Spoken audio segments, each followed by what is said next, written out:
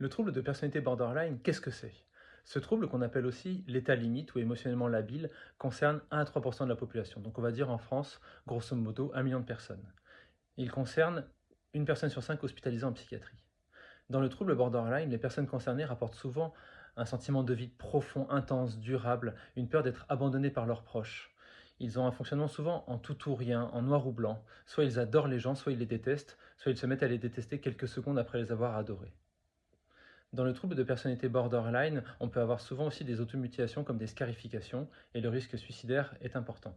On se sent souvent plus impulsif, on a du mal à contrôler ses émotions qui passent souvent par les 4 saisons dans la même journée. Tristesse, colère, joie, emballement, excitation, c'est vraiment les montagnes russes émotionnelles.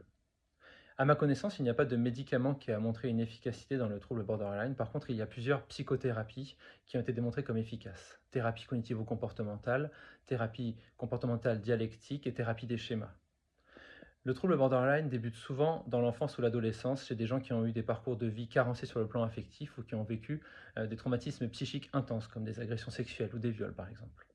Mais il ne faut pas non plus le confondre avec l'état de stress post-traumatique ou le TDAH avec qui ils partagent parfois différents symptômes et parfois c'est difficile de faire la part des choses. En tout cas, si vous ressentez que vous avez ces symptômes, n'hésitez pas à consulter parce qu'on peut vous aider, on peut vous accompagner à mieux vivre avec ce trouble. Merci pour votre attention.